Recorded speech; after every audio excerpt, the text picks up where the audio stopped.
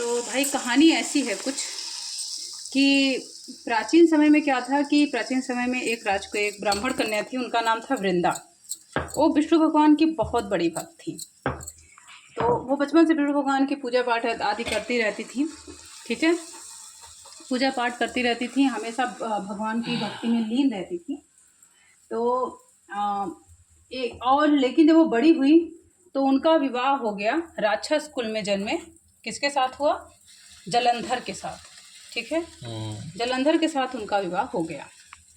जलंधर के साथ जब उनका विवाह हो गया तो वो अपने पति के लिए पूरी तरह से पतिव्रता थी। वो किसी भी पर पुरुष से बात मतलब कि पर पुरुष का कभी स्पर्श नहीं करती थी, जिसके चलते जितनी बार देवासुर संग्राम होता था उतनी बार क्या होता था कि देवता सब जलंधर से हार जाते थे।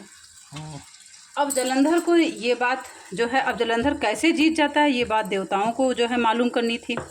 तो उनको फिर नारद मुनि ने बताया कि जितनी बार जलंधर आता है युद्ध करने उतनी बार वृंदा जो है वो पूजा पर बैठ जाती है और वो तब तक पूजा करती रहती है जब तक उसका पति युद्ध से जीत कर नहीं आता। तो जो पतिव्रता स्त्रियां होती हैं उनके सामने तो देवता भी सिर झुकाते हैं। अब ये तो पतिव्रता साथ में विष्णु भगवान की भक्त भी है, तो इसके पति को कौन हाथ लगा सकता है? आप लोगों की हिम्मत नहीं है आप लोग उनको हाथ लगा सकते। तो इन लोगों ने कहा कि तब फिर इसके लिए हमें मदद तो हमें विष्णु भगवान ही करेंगे। तो वो लोग विष्णु भगवान के पास गए। उनसे वो लोग कहने लगे, देवता लोग विनती करने लगे कि हे प्रभु आप ही इससे हमें मुक्ति दिलाइए। तो उन्होंने कहा कि ऐसा है कि वृंदा हमारी भक्त है, मैं उसके साथ छल नहीं कर सकता। हाँ, तो इन लोगों ने कहा कि नहीं प्रभु, ऐसा अगर हो गया, अगर ऐसा मतलब कि अगर ऐसा आप ऐसा नहीं करेंगे तो हमारा सारा स्वर्ग जो है छिन जाएगा और हम सारे देवता मारे जाएंगे, तब सृष्टि की आपकी रचना जो है वो असंतुलित हो जाएगी। तो उन्होंने कहा कि अच्छा ठीक है।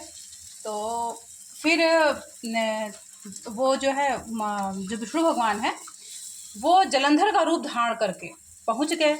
वृंदा पूजा पर बैठी हुई थी, देवासुर संग्राम चल रहा था, उसमें जलंधर वहां पर था। अच्छा। और वृंदा ने जैसे ही अपने पति को देखा तुरंत पूजा से उठ गई और आकर अपने पति के चरण उसने छू लिए। जैसे उसने चरण छुए वैसे ही वो उधर से जो है देवताओं ने उस जलंधर का सिर काट दिया और उसका सिर आके उसके महल पर गिर गया। जैसे भाई वृंदा ने अपने पति का सिर देखा तो उसने कहा कि आप कौन हो? अगर ये मेरे पति हैं तो आप कौन हो? तो उन्होंने बताया कि मैं विष्णु हूँ। तो वृंदा ने उनको श्राप दे दिया कि आप पत्थर के हो जाओ। ठीक है, उसके बाद से उन लोगों ने जब वो पत्थर के हो गए तो लक्ष्मी जी भी रोने लगी, देवता भी रोने लगे, कैसे कैसे होगा, ऐसे कैसे होगा। ठीक है, ऐसे कैसे होगा।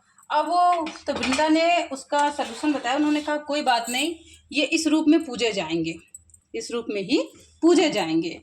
फिर वृंदा ने क्या किया कि फिर वृंदा ने आपको बता रही हूँ, जो जलंधर है, जो उनके पति थे जलंधर, उनका सिर लेकर वो सती हो गई। वृंदा जलंधर का सिर लेकर सती हो गई।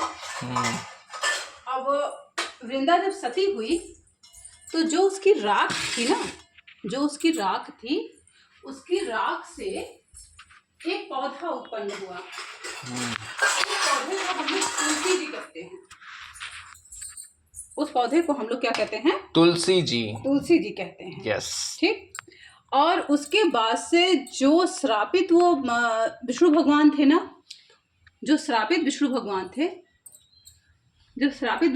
थे ना, उनको कहा गया शालिग्राम। इसीलिए हर कार्तिक मास की एकादशी के दिन शालिग्राम से हमारी जो है वृंदा यानी कि जो हमारी तुलसी माता है उनका विवाह किया जाता है। ठीक है, तो इसी तरह से आप लोगों ने एक और कहानी सुनी होगी जब श्री कृष्ण अवतार में, जो कि आज जन्माष्टमी है, आप सभी लोगों को पता है। तो जन्माष्टमी के दिन आप लोगों ने सुना होगा जो हमारे श्री कृष्ण भगवान थे, श्री कृष्ण भगवान ने जब अवतार लिया था तो उनका विवाह सत्यभामा और रुक्मिणी ऐसे ही करके लोग कहते हैं 16,000 रानियों से हुआ था। तो उसमें सत्यभामा जो कि स्वर्ग से आई हुई थी, वो अपने आप को बहुत सुंदर समझती थी। ठीक है। और अपने आप को बहुत ज़्यादा धनी समझती थी और अपने आगे मतलब वो सोचती थी कि श्री कृष्ण भगवान सिर्फ उनसे प्रेम करें और किसी से प्रेम ना करें। लेकिन श्री कृष्ण भगवान के साथ मजबूरी थी, उन्होंने सबसे विवाह किया था तो अपनी सभी रानियों से प्रेम करेंगे बराबर मात्रा में। लेकिन अब उनको ये गवारा नहीं था। उन्होंने एक दिन कहा कि अब मैं ऐसा करती हूँ, मैं श्री कृष्ण भगवान को तो श्री कृष्ण भगवान ने कहा कि अच्छा ठीक है, वो समझ गए थे उनकी मन की बात। उन्होंने नारद मुनि को भेजा। उन्होंने कहा कि ऐसा, नारद मुनि ने कहा कि ऐसा करिए, आप श्री कृष्ण भगवान को खरीद लीजिए। तो उन्होंने कहा अच्छा ठीक है। तो अब कहें कि आप और अगर आप हम कहें हम श्री कृष्ण हम जो है उनको हम आपको बेच देंगे। तो कहें ठीक है, कहें लेकिन अगर आप नहीं खरीद पाए तो हम उनको ले जाएंगे। अब इसी तरह से होने लगा। सत्यभामा क्या की, अपने शरीर का पूरा वस्त्र उन्होंने वो मतलब पूरा वस्त्र कह रहे सॉरी पूरा आभूषण उन्होंने उतार के रख दिया। अपने पास जो भी उनके पास धन दौलत आदि था सब कुछ उन्होंने उस तराजू में रखा, लेकिन वो तौल में नहीं आए। यानी जितनी बार वो रखती उतनी बार उनके साइड का जो वो था वो ऊपर हो जाता पलड़ा। अच्छा ठीक है, वो ऊपर हो जाता था पलड़ा। अब इससे क्या होता था कि अब जितना उनका जो भी आभूषण था, आभूषण वाला भाग ऊपर हो जाता था, श्री कृष्ण भगवान नीचे। अब वो रोने लगी। तब वो रुक्मिणी के पास गई कि दीदी बचाओ, नहीं भगवान चले जाएंगे। तो रुक्मिणी मुस्कुराने लगी। उन्होंने कहा कि सिर्फ ये आपके थोड़े ना हैं, ये हम सब के हैं। हम तो अभी आपको देख रहे थे, अब हमारी बारी है। कहें चलिए, कहें हृदय से आप कहें भगवान ना प्रेम के भूखे हैं, आभूषण और किसी चीज के भूखे नहीं हैं। कहें कि अब आप क्या करिए कि अब आप एक तुलसी जी का पत्ता लाइए। ठीक, कहें एक तुलसी जी का पत्ता लाइए। अब मैं दिखाती हूँ आपको कि किस तरह से भगवान आपको वो जो है फिर से प्राप्त हो जाएंगे श्री कृष्ण भगवान।